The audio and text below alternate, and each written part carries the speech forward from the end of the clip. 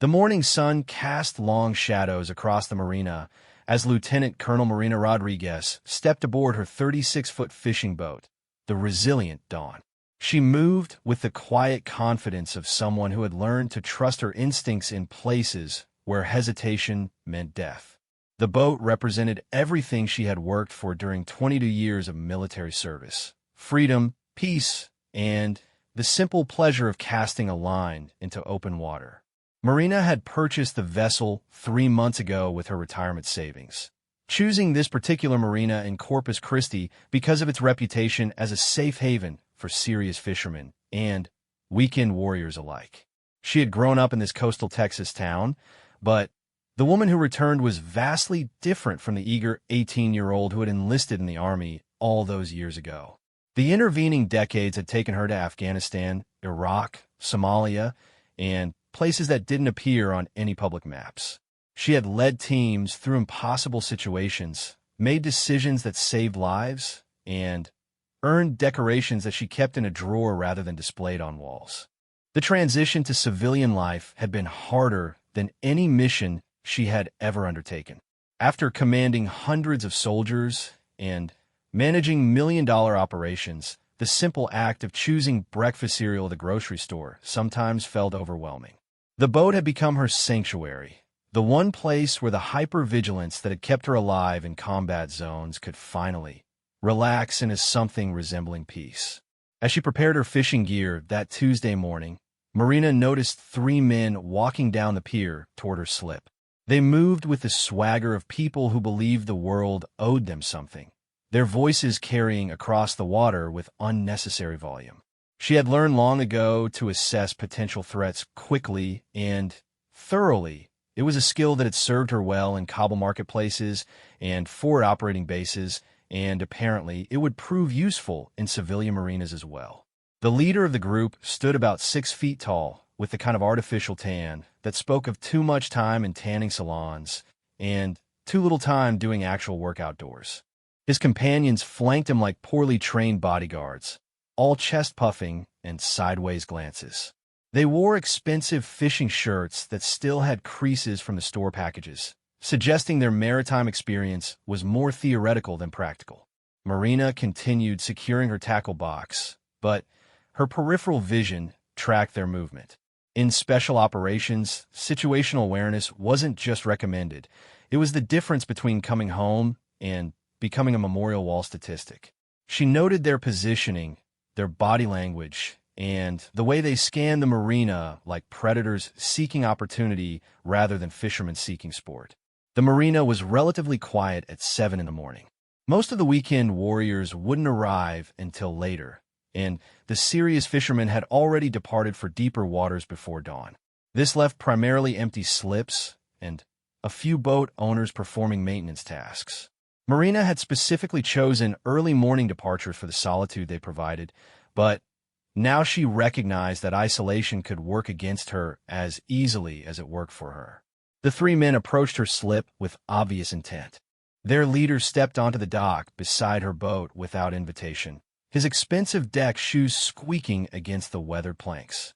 He had the kind of confidence that came from never having his assumptions challenged, the bearing of someone who had always gotten his way through intimidation or inherited privilege.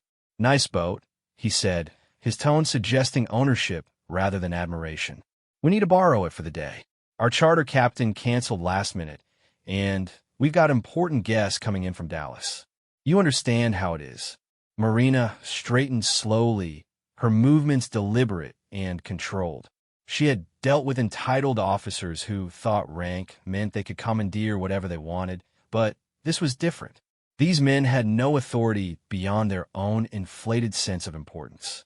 She studied their leader's face, noting the soft features of someone who had never experienced genuine hardship, the expectant expression of someone accustomed to compliance. "I'm afraid that's not possible," she replied, her voice carrying the quiet authority of someone who had given orders in life-or-death situations. "I have plans for the day." The man's expression shifted slightly, surprise flickering across his features before being replaced by something harder. His companions moved closer, and Marina recognized the choreography of intimidation. She had seen it performed by insurgents, corrupt officials, and playground bullies. The tactics varied, but the underlying psychology remained consistent, the assumption that pressure would produce compliance.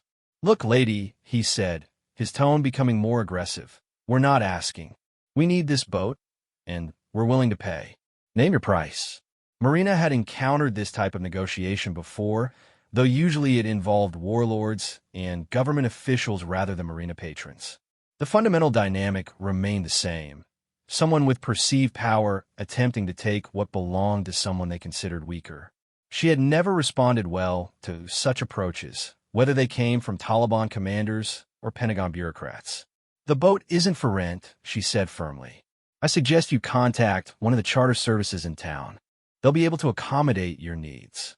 The leader's face flushed red, his composure beginning to crack. Marina recognized the signs of someone whose authority had never been questioned, whose requests had always been treated as commands.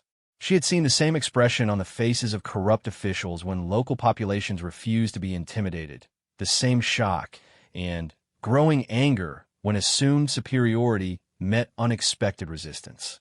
"Do you know who we are?" he demanded, his voice rising. "We're not some weekend fishermen you can blow off.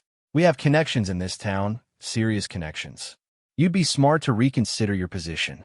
Marina felt the familiar calm that descended during tense situations.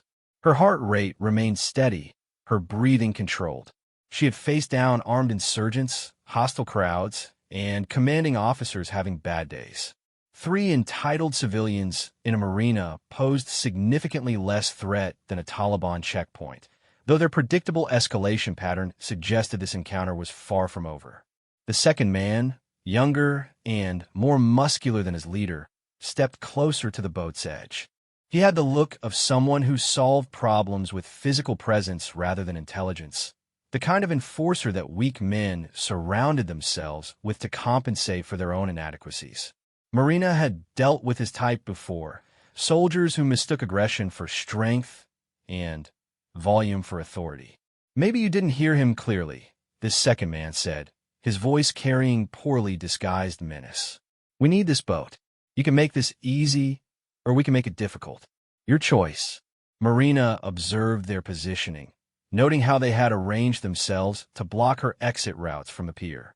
It was a basic intimidation formation, though poorly executed by untrained civilians.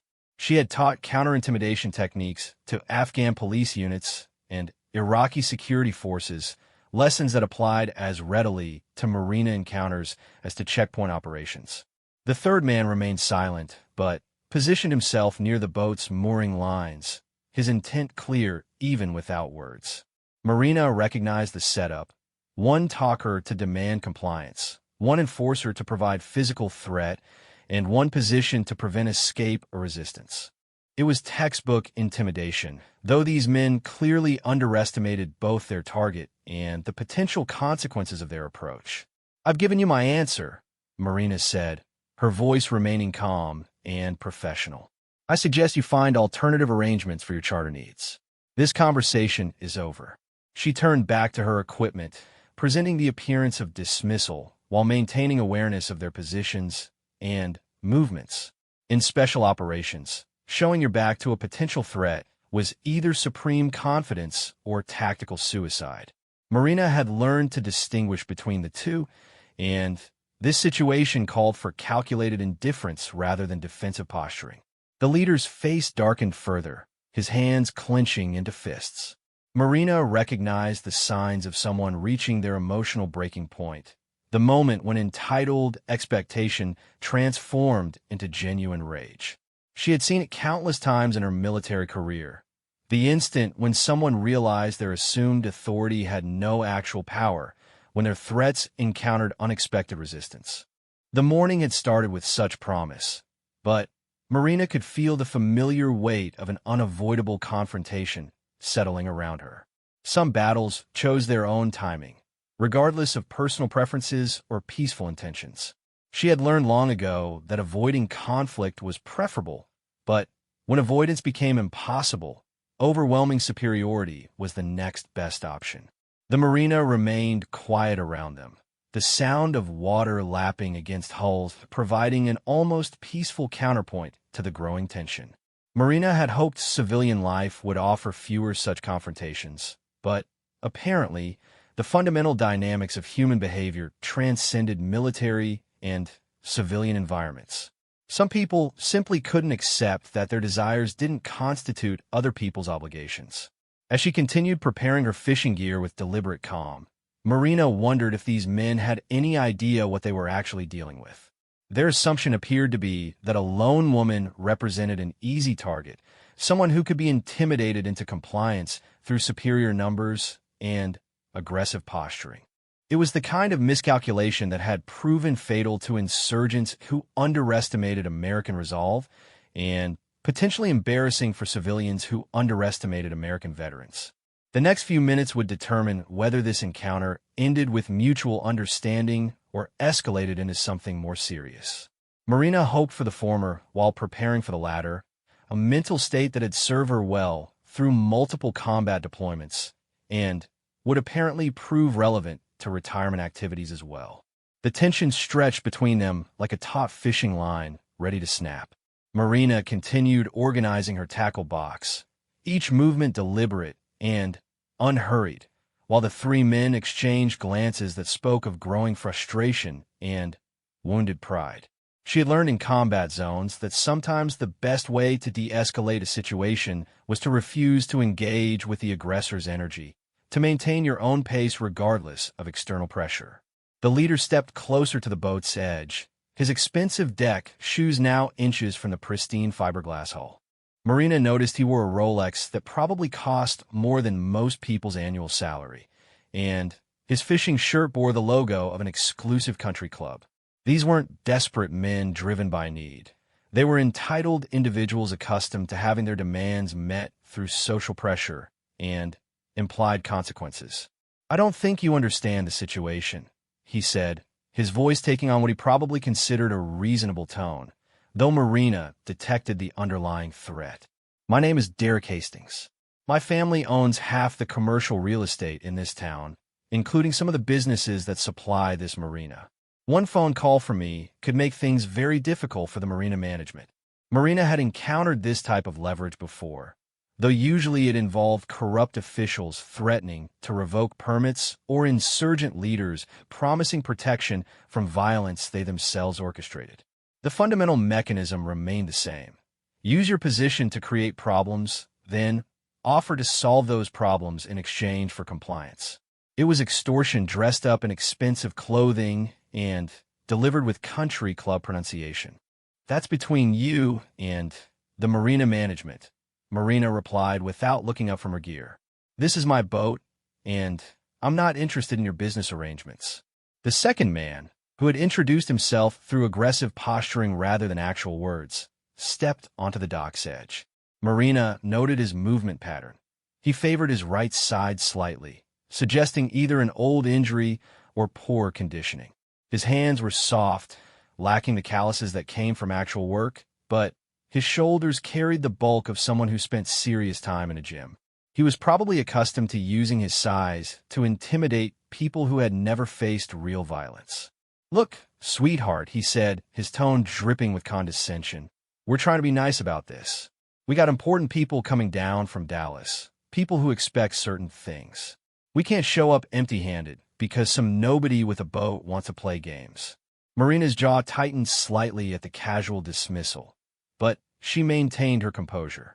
She had been called worse things by Taliban fighters and survived mortar attacks from people who genuinely wanted her dead. A civilian's attempt at verbal intimidation registered as background noise compared to the genuine threats she had faced during multiple combat deployments. "I'm not playing games," she said, her voice remaining level. "I'm going fishing. You're the ones creating a problem where none needs to exist."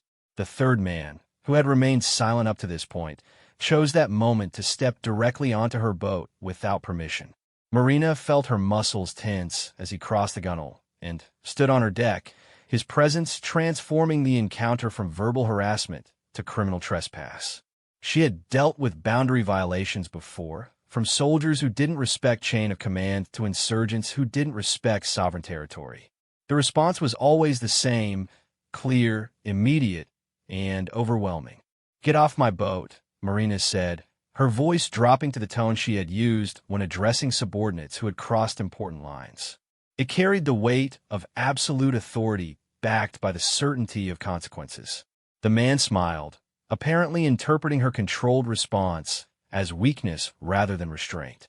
He was younger than his companions, probably in his late 20s, with the kind of confidence that came from never having his assumptions seriously challenged.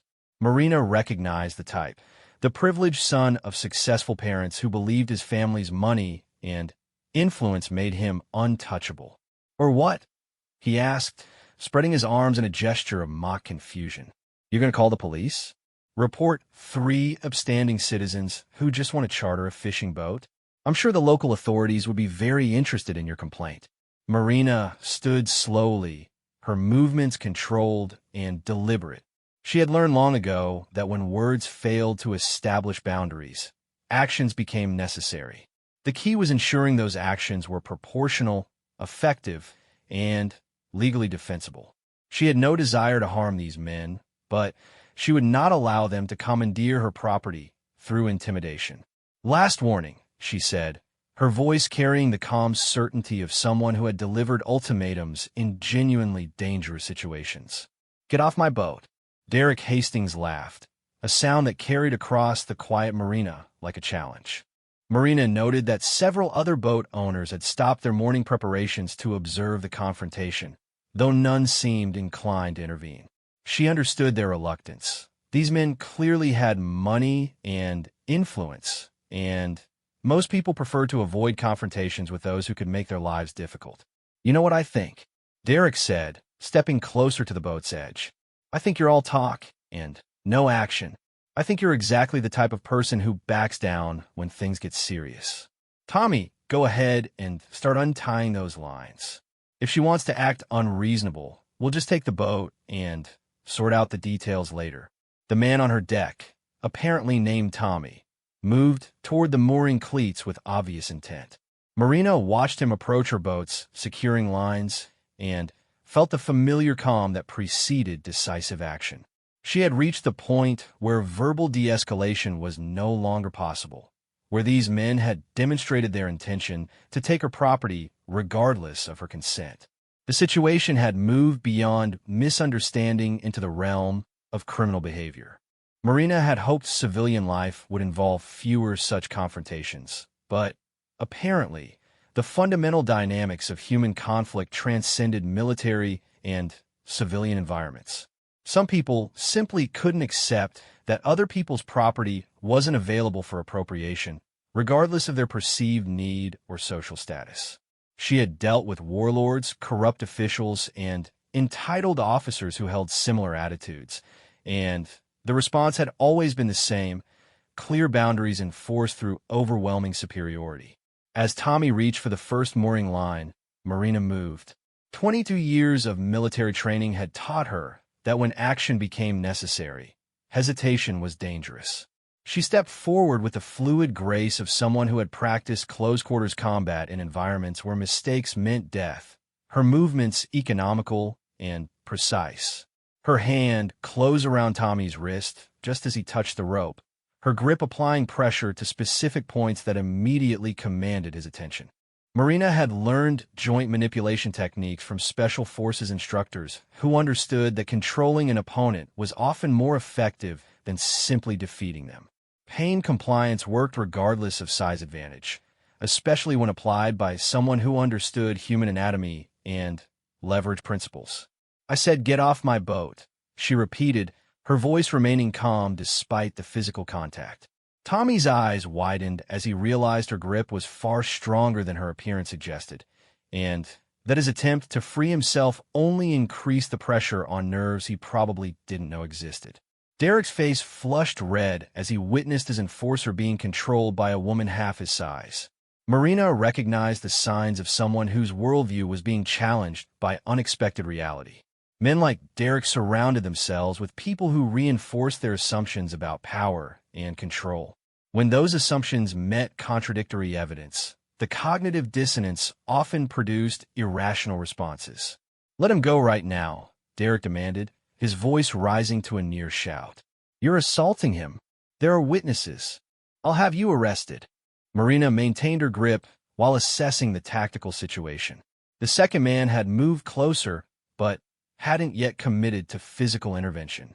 Derek remained on the dock, his expensive shoes keeping him clear of any actual confrontation. Several other marina patrons had stopped their activities to watch, their expressions ranging from curiosity to concern. "He's trespassing on my property," Marina replied calmly. "I'm exercising my right to remove him. He can leave voluntarily, or I can assist his departure. His choice." Tommy tried to pull away again, apparently unaware that his struggles were only making his situation more uncomfortable. Marina had trained Iraqi police officers in these same techniques, teaching them how to control suspects without causing permanent injury. The key was applying sufficient pressure to command compliance, while avoiding actions that could be construed as excessive force. Okay, Tommy gasped, his earlier confidence evaporating as the pressure on his wrist increased. "I'll get off the boat. Just let me go." Marina released her grip and stepped back, maintaining a position that would allow her to respond if he chose to escalate rather than retreat. Tommy scrambled backward across the gunnel, his face red with embarrassment and pain. He rubbed his wrist while glaring at Marina with the kind of hatred that came from having your assumptions about superiority challenged by inconvenient reality. Derek's face had progressed from red to purple, his hands clenched into fists as he processed what had just occurred. Marina recognized the signs of someone whose ego had been damaged beyond rational thought, whose need to reassert dominance would likely override any consideration of consequences or proportionality. "You just made the biggest mistake of your life," he said, his voice shaking with rage. "Do you have any idea what you've done? Who you're dealing with? I'm going to destroy you. I'm going to make sure you never set foot in this marina again. Hell, I'm going to make sure you never set foot in this town again." Marina had heard similar threats before from insurgent leaders who promised revenge for successful operations and corrupt officials who vowed retaliation for refusing their demands. The delivery methods varied, but the underlying psychology remained consistent. People who defined themselves through power over others could not tolerate having that power successfully challenged. The morning sun continued its climb above the marina, casting harsh shadows across the dock where this confrontation was playing out.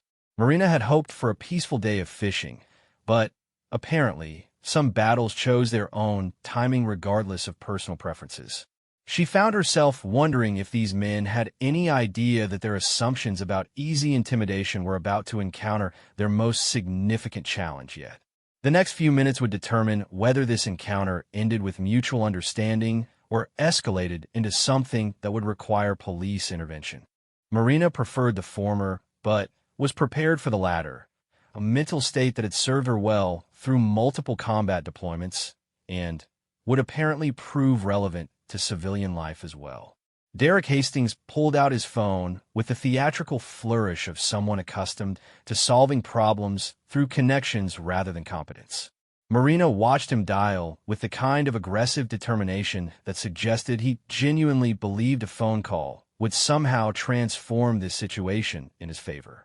She had seen similar behavior from corrupt officials who thought their contact lists made them untouchable, right up until they discovered that influence had its limits. "Yeah, it's Derek Hastings," he said loudly enough for everyone within 50 feet to hear. "I'm down at the marina, and I need some assistance dealing with a problem. There's a woman here who just assaulted my associate, and she's refusing to cooperate with a reasonable business arrangement." Marina continued preparing her fishing gear, though she kept her peripheral vision focused on the three men and noted the growing audience of marina patrons who had stopped their morning activities to observe the confrontation. She recognized several faces from previous visits: weekend fishermen, retirees who maintained their boats as much for the routine as the recreation, and a few commercial fishermen who used the marina between charters. Tommy stood on the dock rubbing his wrist, his earlier confidence replaced by wounded pride and obvious embarrassment. The second man positioned himself between Tommy and Marina, apparently having designated himself as protection against further humiliation. Marina noted his stance and positioning. He had some training, possibly high school wrestling or amateur boxing, but nothing that suggested professional combat experience. "I don't care what you have to do," Derek continued into his phone, his voice carrying the entitled expectation of someone who had never been told no by authority figures. "This woman needs to understand that there are consequences for interfering with legitimate business activities. I want her removed from this marina, and I want her charged with assault." Marina had encountered this type of leverage before, though usually it involved warlords calling corrupt police officials or insurgent leaders threatening to contact their political connections. The fundamental mechanism remained the same: use relationships with authority figures to circumvent normal procedures and impose your will on people who lacked similar connections. Several marina patrons exchanged glances and began moving closer, their expressions ranging from curiosity to concern. Marina recognized the psychology of crowd dynamics. People were naturally drawn to confrontations, but they also tended to side with whoever appeared to be the victim rather than the aggressor. Derek's loud phone conversation and obvious attempts to use influence were not creating the impression he probably intended. An older man wearing a faded navy cap approached from a nearby slip, his weathered hands and steady gait suggesting decades of maritime experience. Marina had noticed him during previous visits. He maintained an immaculate 38-foot sport fisher and typically arrived before dawn to prepare for serious fishing expeditions. His name was Captain Eddie Morrison, and he commanded respect among the marina's regular patrons. "Is there a problem here?" Captain Morrison asked, his voice carrying the quiet authority of someone accustomed to managing difficult situations on the water. He looked at Derek and his companions with the kind of assessment that experienced sailors apply to approaching weather, measuring the potential for serious trouble and positioning accordingly. Derek ended his phone call and turned toward Captain Morrison with obvious relief, apparently assuming that age and maritime experience would naturally align with male solidarity. Marina recognized the calculation. Derek expected support from someone who looked like establishment authority, someone who would surely understand that women should defer to men's business needs. "Thank God someone sensible is here," Derek said, his tone shifting to what he probably considered reasonable persuasion. "We're trying to arrange emergency charter services, but this woman is being completely unreasonable.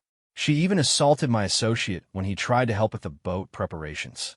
Captain Morrison's eyes moved from Derek to Tommy, noting the younger man's position and body language, then to Marina, who continued organizing her fishing equipment with deliberate calm. His expression remained neutral, but Marina detected the slight narrowing of his eyes that suggested he was processing information and reaching conclusions that Derek might not appreciate. "Emergency charter services?" Captain Morrison repeated slowly. "What kind of emergency requires someone else's private vessel?" Tommy stepped forward, apparently deciding that his earlier humiliation required redemption through verbal aggression. Marina noted his movement pattern and positioning. He was trying to use Captain Morrison as a shield while projecting authority, a tactic that suggested both cowardice and poor tactical thinking. "We have important guests coming from Dallas," Tommy said, his voice carrying wounded pride and barely controlled anger. "Our charter captain canceled last minute, and we need a boat for the day. She's being completely unreasonable about a simple business arrangement." Marina looked up from her tackle box, meeting Captain Morrison's eyes with the kind of direct gaze that conveyed both respect and confidence. She had learned long ago that establishing credibility with experienced professionals required demonstrating competence rather than demanding deference. "There's no emergency," she said calmly. "These men want to commandeer my boat because their plans fell through. When I declined, they became increasingly aggressive. The gentleman currently rubbing his wrist decided to board my vessel without permission and started untying my mooring lines." Captain Morrison's expression shifted slightly, and Marina recognized the look of someone whose initial assumptions were being challenged by additional information. She had seen the same expression on the faces of intelligence officers when field reports contradicted their preconceived notions about local situations. Derek stepped closer to Captain Morrison, apparently believing that proximity would somehow increase his persuasive power. Marina had observed similar behavior from corrupt officials who thought physical closeness to authority figures would somehow transfer legitimacy to their positions. "Look, Captain," Derek said, his tone taking on what he probably considered man-to-man reasonableness. "You know how these things work. We're all reasonable people here. We're willing to pay fair compensation for boat usage, and we're not asking for anything unreasonable. Sometimes you have to help people understand the bigger picture." Captain Morrison turned to look directly at Derek, his weathered face showing the kind of expression that suggested decades of dealing with entitled yacht owners and inexperienced sailors who believed money could substitute for competence or common sense. "The bigger picture?" Captain Morrison repeated slowly. "Son, I've been working these waters for 43 years. I've seen every type of emergency, equipment failure, and weather crisis you can imagine. Canceled charter reservations don't qualify as emergencies that justify commandeering someone else's property." Marina continued preparing her equipment while monitoring the conversation, but she could feel the dynamic shifting as Captain Morrison's assessment became clear. She had learned in military environments that experienced professionals tended to recognize and respect competence while dismissing entitled posturing, regardless of the social status of the people involved. The second man, who had remained relatively quiet throughout the encounter, finally spoke up. Marina noted that his voice carried a slight accent that suggested education and privilege, but also a hardness that indicated he might be more dangerous than his companions. "Perhaps we're approaching this incorrectly," he said, his tone suggesting calculated reasonableness rather than genuine compromise. "Captain Morrison, is it? We're not unreasonable people. We understand that boat owners have concerns about insurance, liability, that sort of thing. We're prepared to address those concerns comprehensively." Marina recognized the shift in tactics, from direct intimidation to attempted bribery, from demanding compliance to offering inducements. She had encountered similar approaches from insurgent leaders who alternated between threats and offers depending on what they thought would be more effective with particular audiences. Captain Morrison's expression remained neutral, but Marina detected the slight stiffening of his posture that suggested growing irritation rather than increasing receptivity. She had learned to read such subtle signs during intelligence briefings where officers' body language often revealed more than their verbal responses. "Son," Captain Morrison said, his voice carrying the patient tone that adults used when explaining obvious concepts to children, "boat ownership isn't a democracy. If the lady says no, the answer is no. Your level of preparation for your guest visit doesn't create obligations for other people." Derek's face flushed red again as he realized that Captain Morrison's maritime authority was aligning with Marina rather than with male solidarity or social influence. Marina recognized the moment when entitled expectations collided with inconvenient reality, producing the kind of cognitive dissonance that often led to increasingly irrational behavior. "This is ridiculous," Derek said, his voice rising to near shouting levels. "We're talking about 1 day. 1 day of boat usage in exchange for reasonable compensation. Why is everyone acting like we're asking for something unreasonable?" Several other marina patrons had gathered close enough to hear the conversation, their expressions suggesting growing sympathy for Marina and increasing irritation with Derek's group. Marina noted the crowd dynamics. People were naturally aligning with someone they perceived as being harassed rather than someone they saw as doing the harassing. Tommy stepped closer to Captain Morrison, apparently believing that multiple angles of approach would somehow produce different results. Marina recognized the desperation in his movement, the realization that their initial strategy had failed completely and that their backup plans were equally ineffective. "Captain, you seem like a reasonable man," Tommy said, his tone suggesting wounded reasonableness rather than genuine respect. Surely you understand that sometimes circumstances require flexibility. We're not asking her to give us the boat. We're offering fair compensation for temporary usage. Captain Morrison looked at Tommy with the kind of expression that experienced sailors reserve for people who demonstrated both ignorance and arrogance in equal measure. Marina had seen similar looks on the faces of veteran sergeants when dealing with lieutenants who thought their college degrees made them tactically superior to enlisted soldiers with combat experience. "Young man," Captain Morrison said slowly, "temporary usage of someone else's boat without their consent is called theft. Compensation offered after attempting to take someone's property is called extortion. Neither one of those activities is considered reasonable in any maritime community I'm familiar with." The morning sun had climbed higher, casting sharper shadows across the marina and illuminating the growing tension between the two groups. Marina realized this confrontation had moved beyond simple misunderstanding into something that would likely require official intervention. She found herself hoping these men would recognize the futility of their position before their wounded pride led them to make choices they would regret. The sound of approaching footsteps echoed across the marina as two uniformed police officers made their way down the pier. Marina recognized the measured pace and alert positioning that indicated professionals responding to a potential disturbance call. Derek's face lit up with satisfaction, apparently believing that official authority would validate his position and force Marina's compliance with his demands. "Officers, thank God you're here," Derek called out, his voice carrying the relieved tone of someone who expected vindication. "This woman has been completely unreasonable about a simple business arrangement, and she assaulted my associate when he tried to help with boat preparations."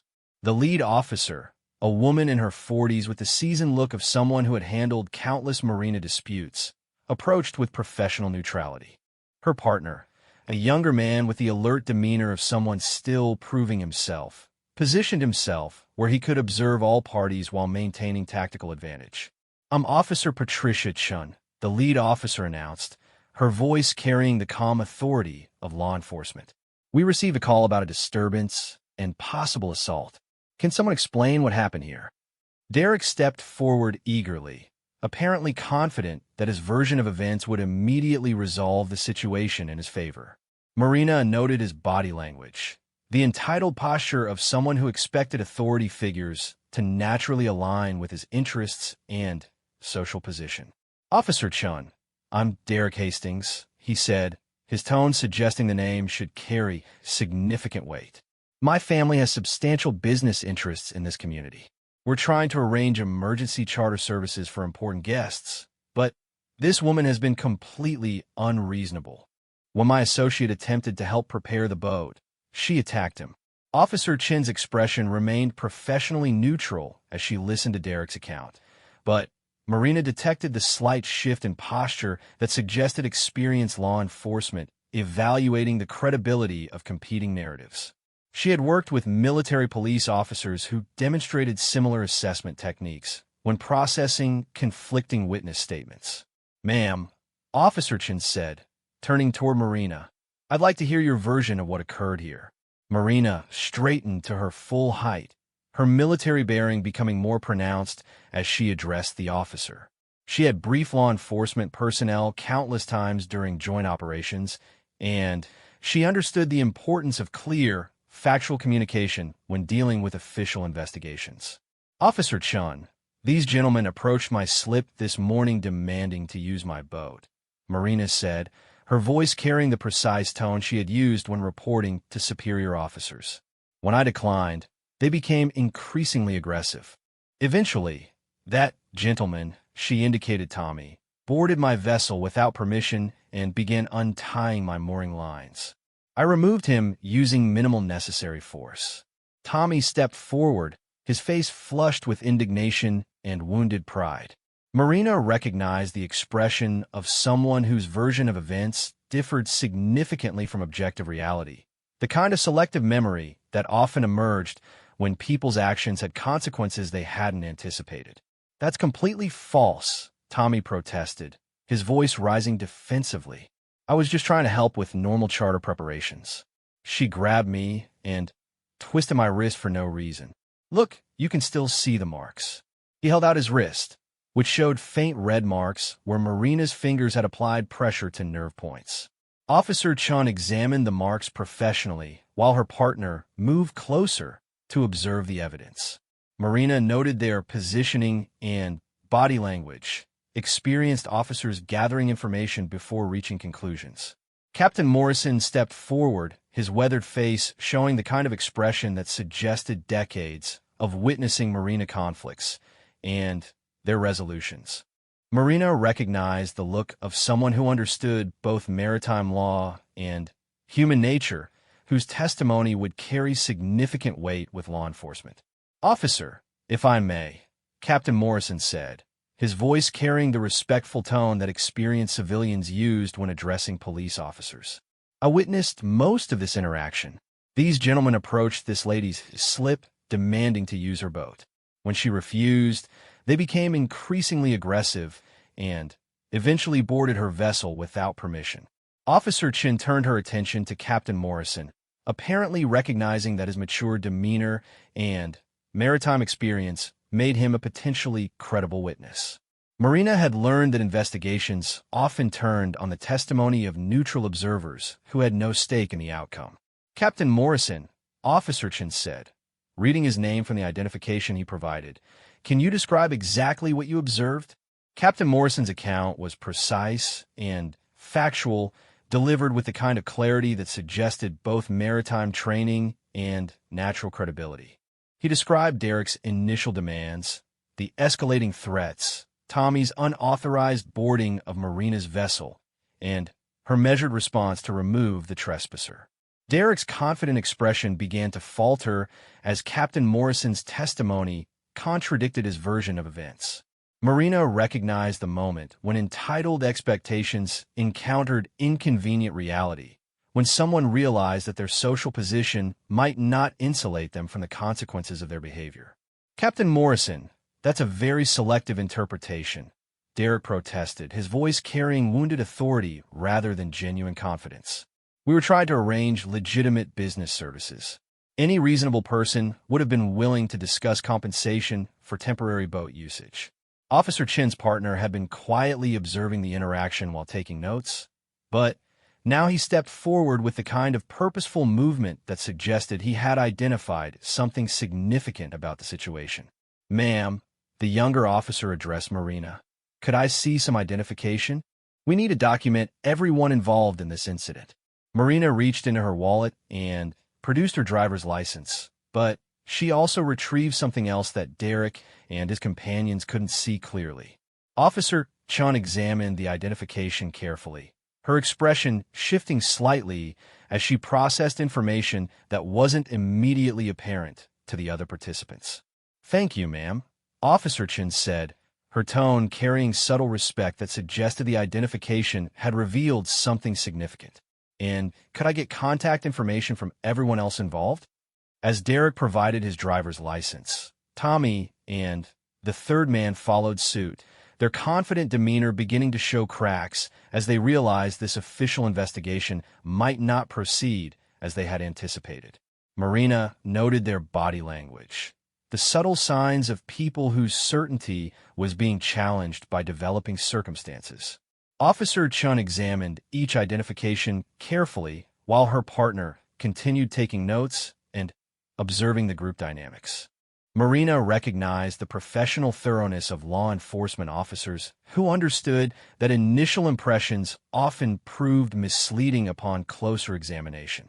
"Mr. Hastings," Officer Chin said, her tone becoming more formal, "based on witness testimony and physical evidence, it appears that your associate committed criminal trespass by boarding this vessel without permission. The boat owner was within her rights to remove him using reasonable force." Derek's face flushed red as the official assessment contradicted his expectations.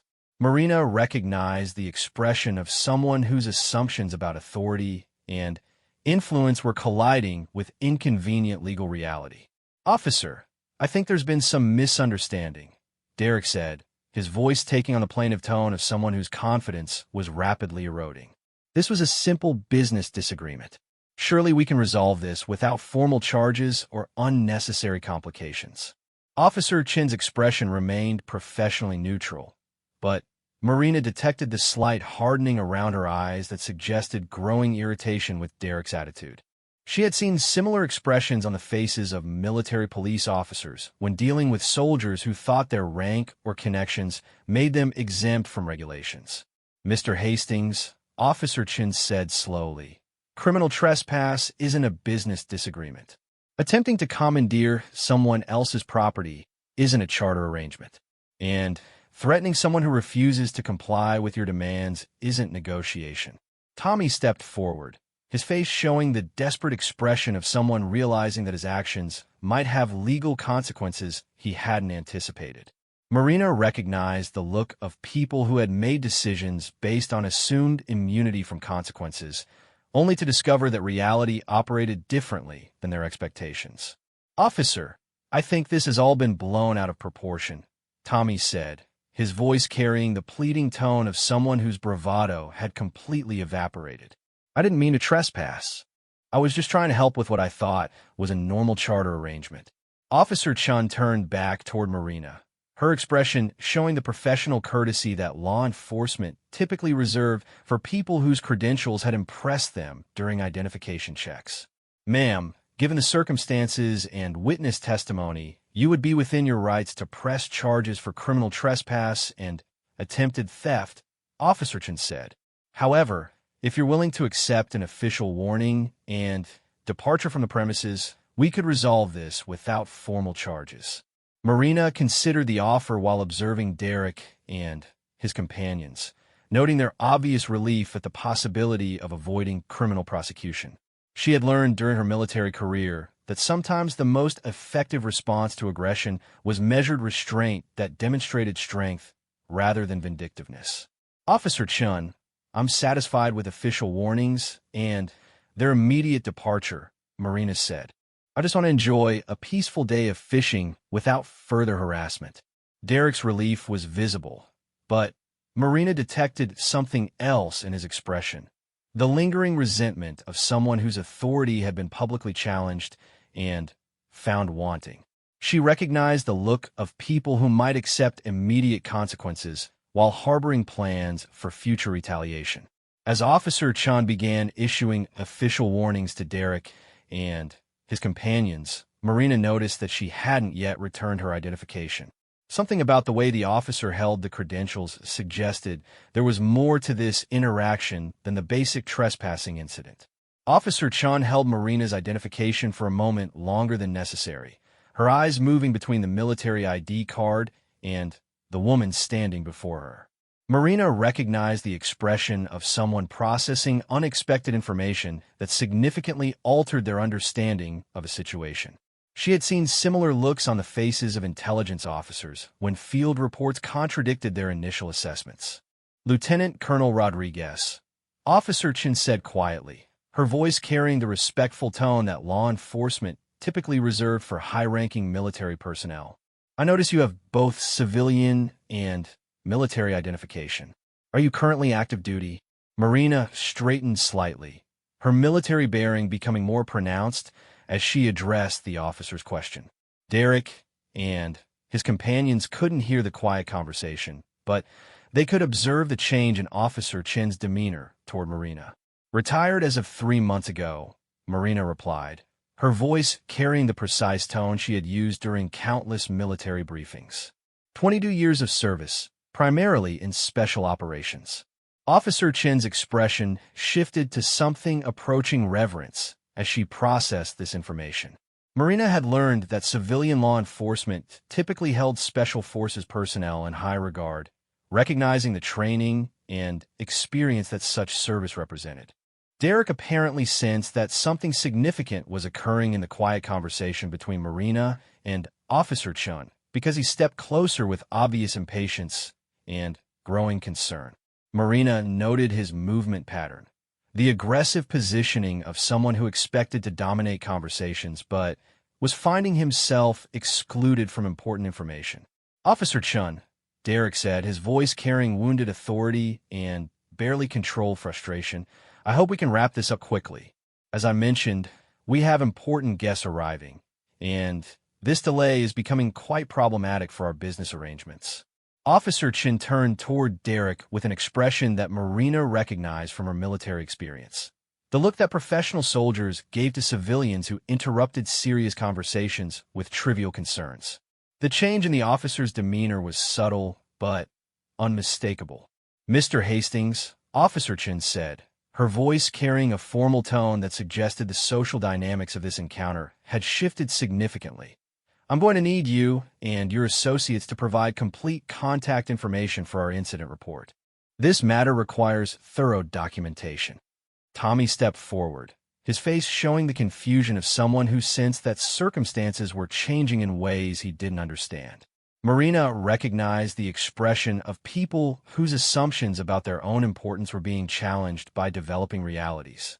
"Officer, I thought you said this could be resolved with warnings," Tommy said, his voice carrying the plaintive tone of someone whose confidence was rapidly eroding. "Are you saying there might be formal charges after all?"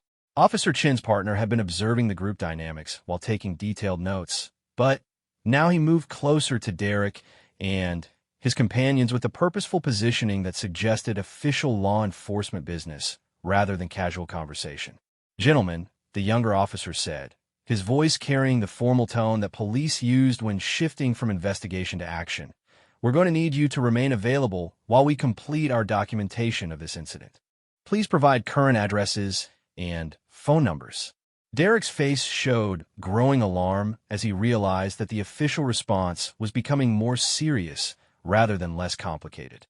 Marina recognized the moment when entitled expectations collided with legal consequences, when someone discovered that their social position didn't insulate them from the standard application of law enforcement procedures.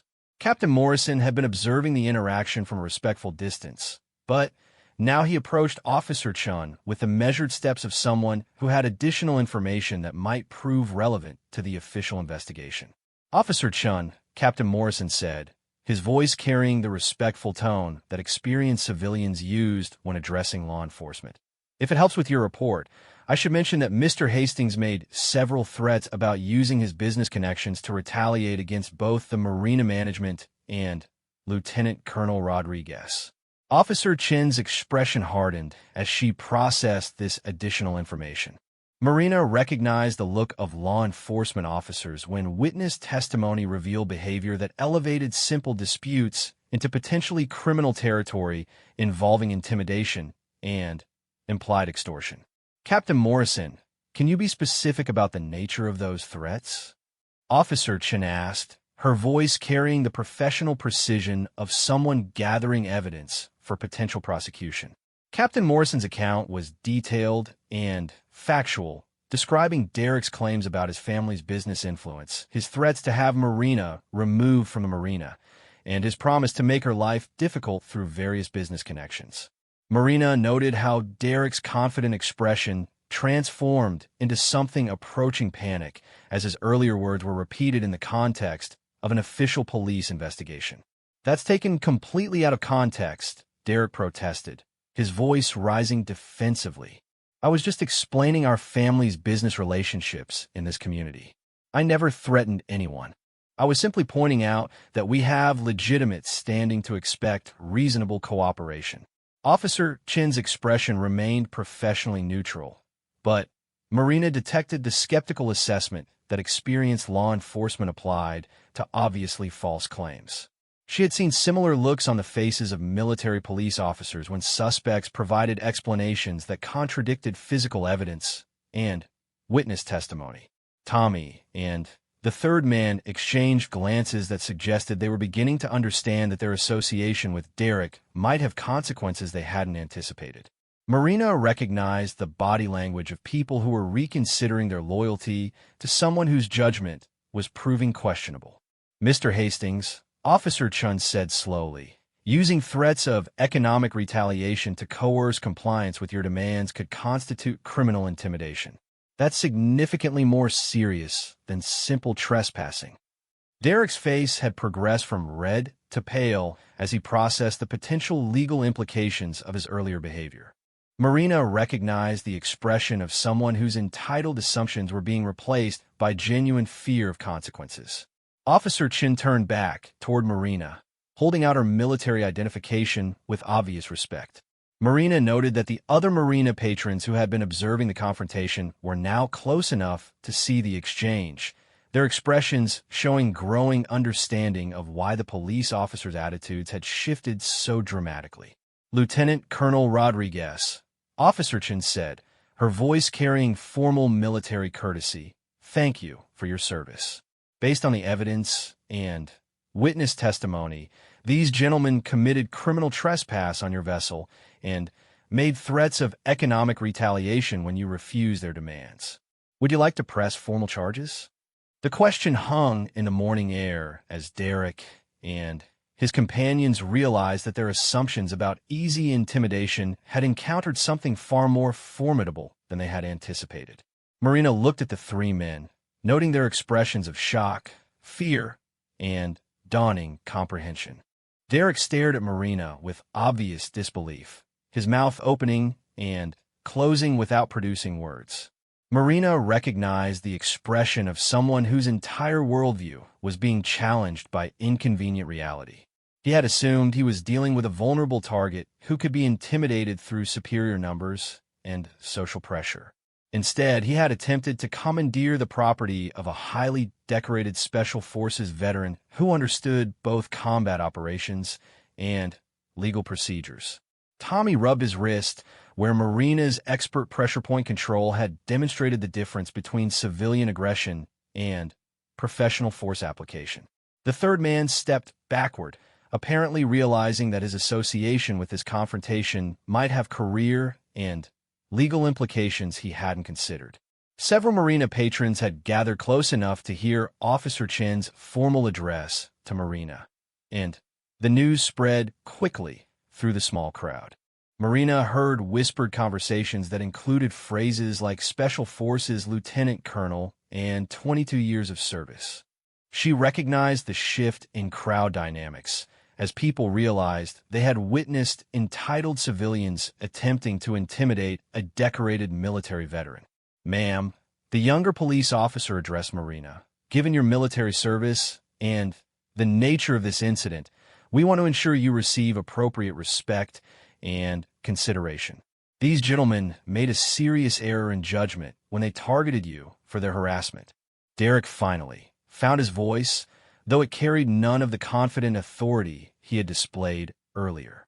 Marina noted that his entire posture had changed from aggressive dominance to something approaching submission.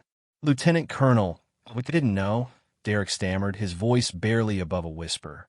We assumed." Marina looked at Derek with the calm assessment she had applied to countless difficult situations during her military career. She recognized the moment when aggressive opponents realized they had seriously miscalculated both their target and their own capabilities.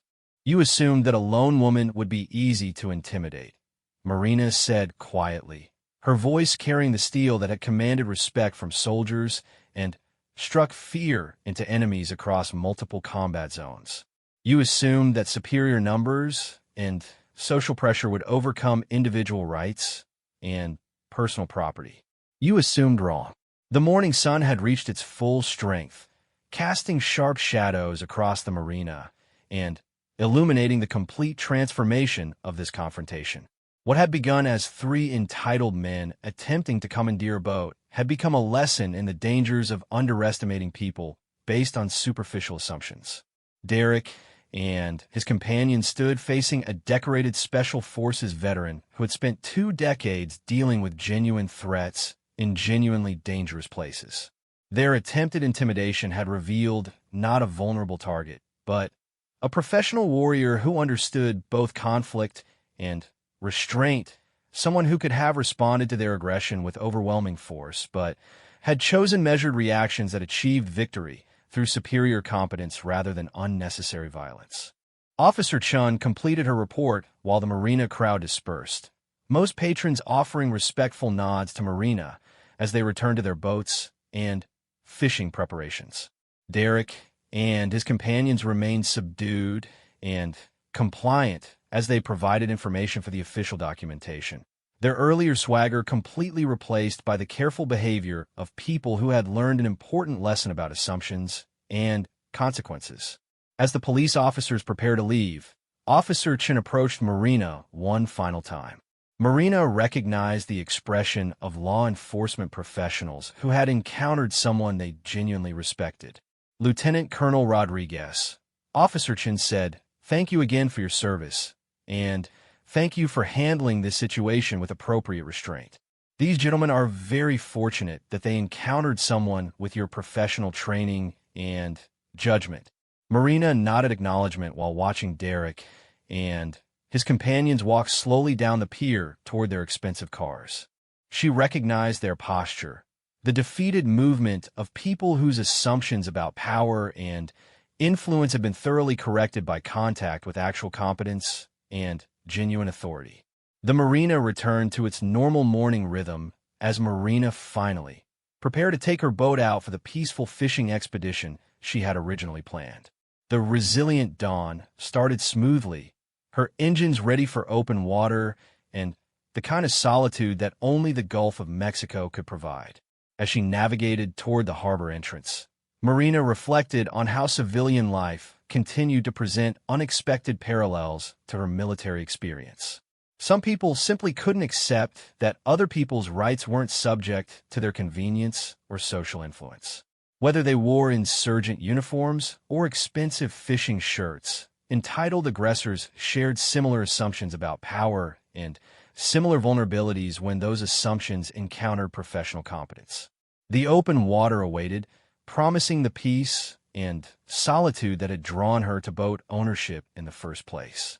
Behind her, the marina returned to normal operations, though the story of three men who had learned not to assume anything about quiet women with boats would likely become part of marina folklore for years to come.